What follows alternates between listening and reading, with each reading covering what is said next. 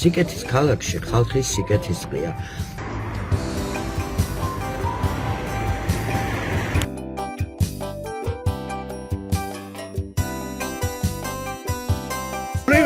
მოდი ჯერ მოდი გაკოცე და მე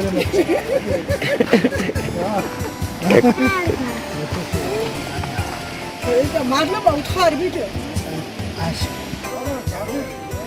ვაიმე როგორ მიხარია ეს სახლი. როგორ მიხარია ღმერთო.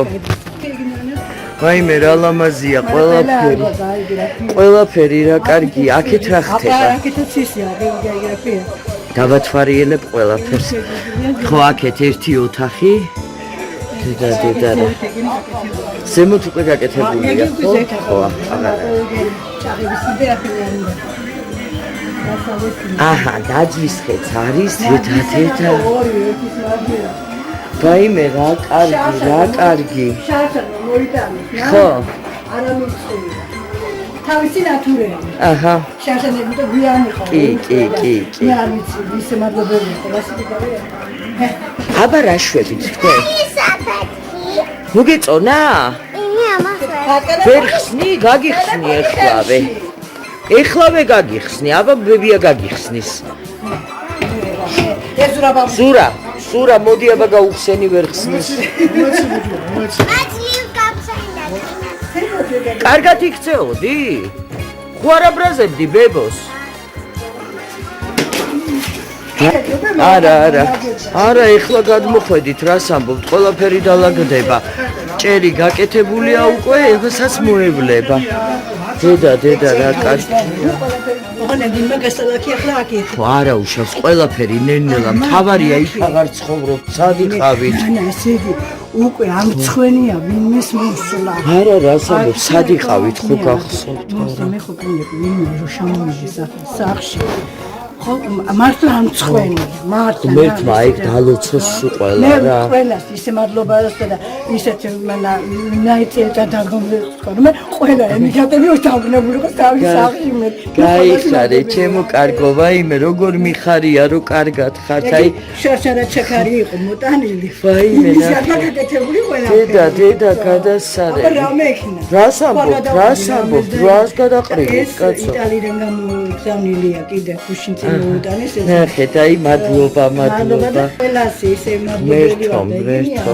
ღმერთმა ყველას მიწის. მე კიდევ კარგი რო ეს ამდენი კარგი ადამიანი არსებობს რა. არსებობს. აგი ბუხარი აქანი ფეჩი.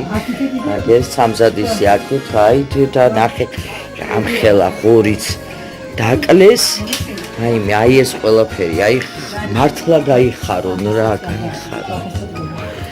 აი მართლა გაიხარონ. კი. ყველაფერი ნენელა, ყველაფერი გაკეთდება. სარეცხის მანქანა მუშაობს, ხო? წყალი ხო არის? აი მოჩამებელი გადმოვედი. ხო. ჩემაზანკა შენაკარასი მათნი გარეთი წყალი იყო. ძალიან კარგი, როგორი კარგი მდინარე გაქვთ წინ, როგორი კარგია გადასარევი ადგილი. რა შვები ხა ანასტასია მითხარი შენ, როგორ მიდის სკოლის საქმეები? კი ხო? უი რა კარგია. კი ხო? ვაიმე გაიხარონ. ნენელა ყველაფერს ეშველება, ხო იცი, მთავარია იქ გადაკარგულში, იმ დანგრეულ ფიცრულში აღარ ხართ. მადლობა ხალხს, აი მადლობა, რომ თქვენ უკვე თქვენზე აი მშვიდად ვარ, საჭმელიც არის, სახლიც არის. ამპერსი გაქვს, ხო? დედა როგორ ყველაფერი ქონია? როგორ ყველაფერი? დაუშვენებია. რატონოს არცის სწავლია ბებო გავუხარე. აჰა, ბრავო. აი ძალიან მაგარი ბიჭი ხარ. კიდე ისწავლე, კაი ლექსები და მე ჩამოვალ მალე და ჩამოგიტან კიდე საჩუქრებს. ლექსები რამდენი? მანქანა ჩამომიდა. მაი რო ჩამოვალ მე მანქანა ჩამოვიდა. მომისინი, ახლა მე შეკვეთები მაქვს. მანქანა უნდა ლადოს, ანასტასიას რა უნდა? თოჯინა აღარ უნდა, რაღაც სათამაშო უნდა იქ და გადავიდე. ხო, აი რო ახატია ის სათამაშო. აბა დავრეკავ ბებოსთან და გავიგებ როგორ სწავლობს ანასტასია და როგორ იქცევა. როგორ იქცევით? მე ბებოს მოვუყავდა.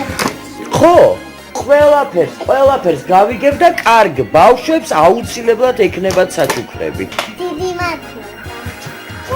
აი ბიჭი ხარ, კარგი ბიჭი. დაკეთებული, ნახე, აი სულ ყველაფერი ზამთრის მარაგი. შაქარია, შაქარია, ასეთი გამიხმარა. აქვს ხო ბოსტანი? ახანია, ის დამუშავებული ხონდა. ახანი პომიდორი, კიტრი და სვანილები ახანი ხონდა ყველა. და რა კარგია, ძალიან კარგი. აი მიხარია, შრომელები რო ხართ ისედაც ვიცი და ყველაფერი კარგად იქნება, მთავარია ეს სახლი რო არსებობს უკვე.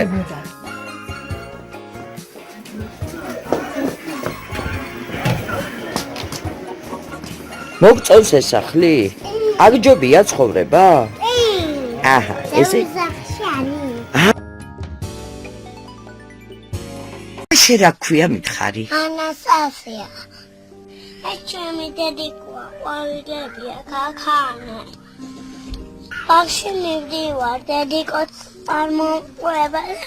იგი სახში რჩება სურათი. ეს გოგონა 5 წლის ანასტასია დვალიშვილია. ანასტასია უკვე მესამე წელია დედის გადიდებულ ფოტოს არ იცილებს. მას ესაუბრება და უყვება ყველაფერს. 3 წლის ლადოს დედა არ ახსოვს. ის სულ 10 დღის იყო, როცა მაკა მოულოდნელად ტრომბით გარდაიცვალა. ბავშვები მალევე დამიმეგობრდნენ და თავისი ამბებიც გულახდილად მომიყვნენ. დედიკოს სურათ კოსნი. ესე დედიკოს ისმებია. ბებიას სახში ბები ჭადები აქვს.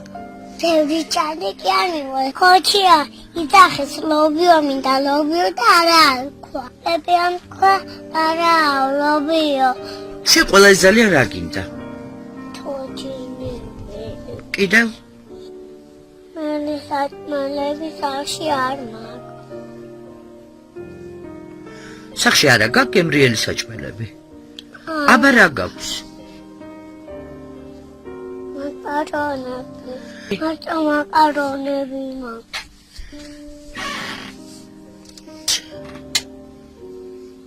დედიკოს დავასინებ ახლა. მე დედიკოს ვასინებ.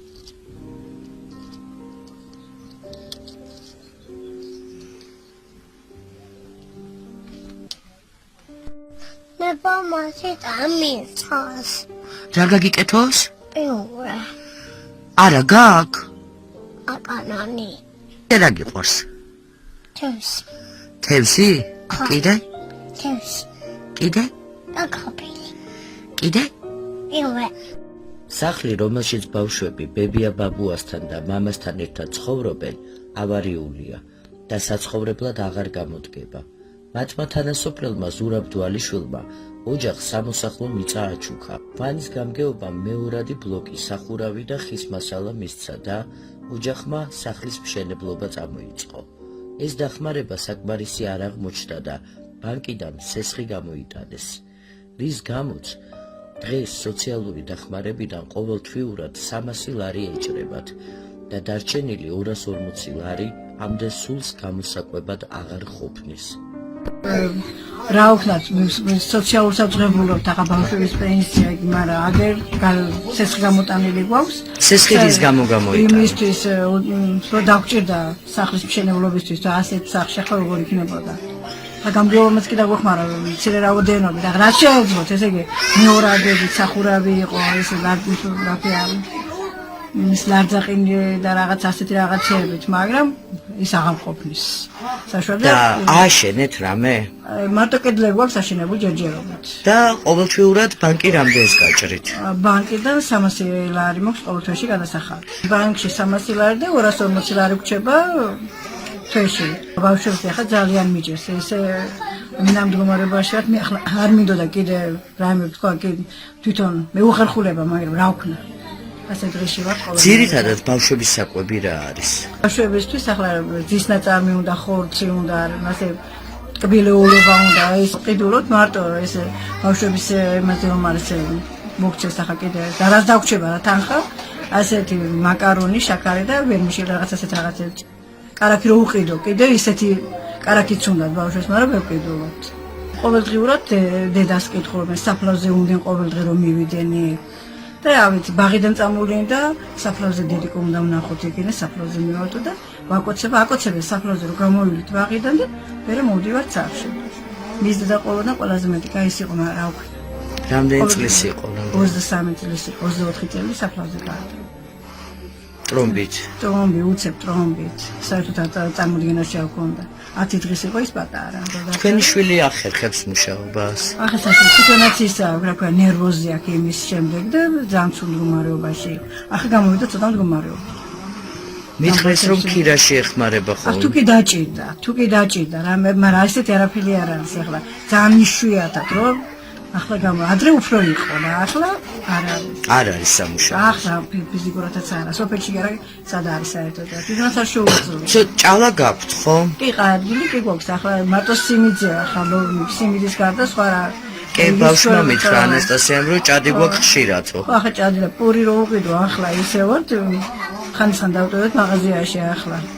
რომ გამოვიტან მაღაზიიდან პურს და პურისთვის 1000 ერთხელ თუ იყიდო. თუ გადავჭა რაიმე ისე ვიყიდო. მე დედიკოს ვაიფეინე. ვემშვიდობები დედის ფოტოსთან ერთად წამოწოლილ ანასტასიას და გონებაში დავეძებ საჭირო სიტყვებს მოწოდებისათვის. ეს პატარები ჩვენი ქვეყნის მომავალია და ისინი ჯანმრთელები უნდა გაიზარდონ. ქართველი ხალხის სულგრძელობისა და ერთიანობის იმედი მაქვს ამჯერადაც. ბევრჯერ შევძელით და ოჯახებს, რომლებიც ჩვენი დახმარების გარეშე ვერ გადარჩებოდნენ, ვაჩუქეთ ხვალინდელი დღე და იმედი. დღეს ანასტასიასა და ლადოს ვჭირდებით. მოგმართავთ ყველა დედას. ამ პატარა უდედოდ დარჩენილ გოგონას ეხლა ჩვენგან ცოტაოდენი სითბო და თანადგომა სჭირდება. მათ 27 წლის მამას კი ქართველი კაცისაგან ხელი შეშველება უნდა რომ როგორმე თავი დააღწიოს უიმედო ცივ და მშიერ დღეებს. სიკეთის ქალაქი ანასტასიასათვის აგროვებს საკვებს. მიხო დვალიშვილის ოჯახი ცხოვრობს ვანის რაიონის სოფელ სულორში.